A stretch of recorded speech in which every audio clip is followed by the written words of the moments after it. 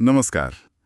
आज हम आदित्य बिड़ला सन life AMC मतलब एबीएस एलएमसी की FY25 की एनुअल रिपोर्ट को जरा गहराई से देखेंगे। जी हाँ, रिपोर्ट हमारे पास है और कोशिश रहेगी कि कंपनी के परफॉर्मेंस, उनकी आगे की रणनीति और ओवरऑल मार्केट माहौल पर जो जरूरी बातें हैं वो निकल कर आएं। बिल्कुल। और फोकस में क्या क्या रहेगा? देखिए, एक तो उनकी आने वाली एजीएम है, फिर वो 24 रुपए प्रति शेयर का डिविडेंड अनाउंसमेंट है जो काफी बड़ा है, और हाँ, म्यूचुअल फंड इंडस्ट्री में जो हलचल है वो भी। अच्छा। और एक और बात, विशाखा मुले के निदेशक के तौर पर दोबारा नियुक्ति का प्रस्ताव भी है। वो non executive, non independent director हैं, बिना किसी सैलरी के। ठीक है। और एजीएम में कैसे जुड़ना है वो भी देखेंगे। हाँ, वो ई वोटिंग और वीडियो कॉन्फ्रेंस वाला प्रोसेस, उस पर भी बात करेंगे। चलिए तो भी शुरू करते हैं। सबसे पहले थोड़ा बड़े पिक्चर पर नजर डालते हैं, इकोनॉमी और इंडस्ट्री। हाँ, तो ग्लोबल इकोनॉमी तो मिली जुली सी रही, पर इंडिया की इकोनॉमी ने मतलब काफी अच्छा किया, करीब 6.5% ग्रोथ FY25 में। और महंगाई वो भी काबू में लगती है। जी, करीब 4.6%। और S&P ने भी आउटलुक पॉजिटिव कर दिया, वो भी एक अच्छा साइन है। सही बात है। और इस मॉल में म्यूचुअल फंड इंडस्ट्री कैसी दिख रही है? अरे, इंडस्ट्री में तो जबरदस्त पोटेंशियल है। आप सोचिए, इंडिया में 5% से भी कम लोग इन्वेस्ट करते हैं म्यूचुअल फंड्स में, जबकि अमेरिका में ये 50% से ऊपर है। बाप रे, बहुत बड़ा गैप है ये तो। बिल्कुल। और ग्रोथ देखिए, इंडस्ट्री AUM 25% बढ़कर 67.42 लाख करोड़ हो गया। SIP का कंट्रीब्यूशन तो कमाल का है, मार्च 2025 में 35% बढ़कर 25,926 करोड़। और फोलियोज मतलब निवेशक कितने हैं? वो भी रिकॉर्ड लेवल पर है, 23.80 करोड़। और एक अच्छी बात यह है कि महिला निवेशकों की भागीदारी भी बढ़ रही है, करीब 25% यूनिक निवेशक महिलाएं हैं। ये तो काफी पॉजिटिव ट्रेंड्स हैं। अच्छा, अब सीधे आते हैं एबीएस एलएमसी पर। उनके नंबर्स क्या कह रहे हैं? तो मार्च 2025 तक उनका QAAM मतलब तिमाही औसत assets under management 3.82 lakh crore रुपए था। ठीक है। इसमें इक्विटी का हिस्सा करीब 44.3% है। और उनके पास 1.6 करोड़ से ज्यादा निवेशक फोलियो हैं। मंथली SIT बुक भी अच्छी है, करीब 1,316 करोड़। और प्रॉफिटेबिलिटी मतलब कमाई और मुनाफा? हाँ, तो FY25 में रेवेन्यू 25% बढ़कर 1,685 करोड़ रुपए हुआ।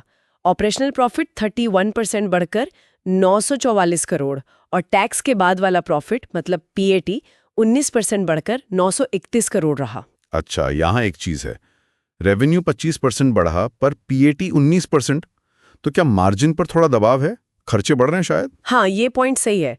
ग्रोथ में जो ये अंतर है वो हो सकता है बढ़ते ऑपरेशनल खर्चों की वजह से हो, या शायद नए निवेशों के कारण। इस पर और देखना पड़ेगा। और उनका ROE कैसा रहा, रिटर्न ऑन इक्विटी? ROE करीब 27% रहा। इंडस्ट्री के हिसाब से तो ये मजबूत है, पर पिछले साल के मुकाबले फ्लैट है, मतलब बढ़ा नहीं। तो आपकी बात सही लगती है कि खर्चों का कुछ असर हो सकता है। इन नतीजों के साथ आगे के लिए उनकी क्या प्लानिंग है? लगता है डिजिटल पर काफी जोर है। हाँ, बिल्कुल। उनकी जो मेन स्ट्रैटेजी है उसमें कस्टमर बेस बढ़ाना और डिजिटल ट्रांसफॉर्मेशन पर फोकस है, जैसे virtual relationship manager, partner portal, data analytics का इस्तेमाल। और नए प्रोडक्ट्स? जी, नए फंड्स भी लॉन्च किए हैं, ABSL quant fund, conglomerate fund और Nifty India defence index fund.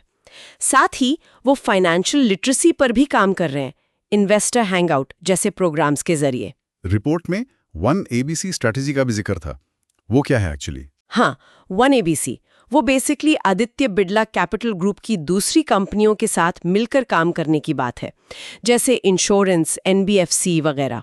अच्छा, मतलब क्रॉस सेलिंग और इंटीग्रेटेड सर्विस का आइडिया है। एग्जैक्टली, एक ही जगह पर मल्टीपल फाइनेंशियल सॉल्यूशंस देना। और इसके अलावा वो AIFs मतलब ऑल्टरनेटिव इन्वेस्टमेंट्स पर भी ध्यान दे रहे हैं, खासकर प्राइवेट क्रेडिट में। ठीक है, अब थोड़ा कंपनी के अंदर की बात करते हैं। गवर्नेंस, रिस्क मैनेजमेंट, नियमों का पालन। कंपनी का कहना है कि उनका रिस्क मैनेजमेंट फ्रेमवर्क काफी मजबूत है। वो strategic, investment, operational, cyber security जैसे सारे रिस्क्स को देखते और मैनेज करते हैं। कॉर्पोरेट गवर्नेंस पर भी जोर है, board structure, committees, independent directors. Vishakha मूले की रीअपॉइंटमेंट भी इसी का हिस्सा है। और रेगुलेटरी कंप्लायंस जैसे सेबी के नियम, उनका पालन तो करना ही होता है। और कंपनी अपने कर्मचारियों और समाज के लिए क्या कर रही है, CSR वगैरह? हाँ, रिपोर्ट में employ wellness programmes, learning and development की बात है। वो जेनएआई टूल्स का भी इस्तेमाल कर रहे हैं। वर्कफोर्स में करीब 29% महिलाएं हैं। ओके, और CSR? CSR पर उन्होंने 14.72 करोड़ खर्च किए हैं। मेन फोकस एरियाज है हेल्थ केयर, जैसे cancer support, HPV vaccination, mental health, फिर क्वालिटी एजुकेशन और महिला सशक्तिकरण। लाखों लोगों को फायदा पहुंचा है, ऐसा रिपोर्ट कहती है। बहुत अच्छा। और अब आते हैं उस बात पर जिसका शेयर होल्डर्स को इंतजार रहता है, डिविडेंड। जी हाँ, बोर्ड ने 24 रुपीस प्रति इक्विटी शेयर का डिविडेंड रेकमेंड किया है। फाइनल अप्रूवल AGM में मिलेगा। रिकॉर्ड डेट क्या है? रिकॉर्ड डेट 23 जुलाई 2025 है और पेमेंट AGM के 30 दिनों के अंदर हो जाएगा। ठीक है। और इस पे टैक्स? हाँ, TDS कटेगा, वो ध्यान रखना होगा। और AGM में हिस्सा लेने के लिए ऑनलाइन वोटिंग और VCOVM की सुविधा है K-Fintech के प्लेटफॉर्म पर। तो ईमेल ID अपडेट रखना जरूरी है।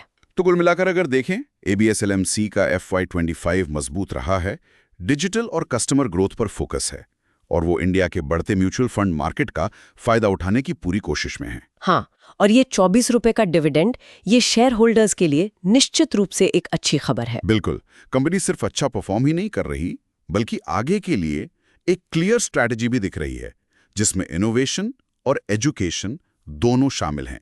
जी, 1ABC और AIF जैसे कदम दिखाते हैं कि वो ट्रेडिशनल म्यूचुअल फंड से आगे भी सोच रहे हैं। सही कहा। तो इस पूरी बातचीत के बाद श्रोताओं के लिए एक सवाल छोड़ते हैं। जरूर।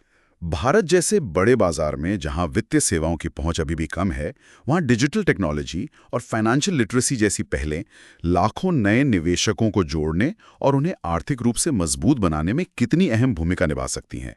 इस पर सोचिएगा जरूर।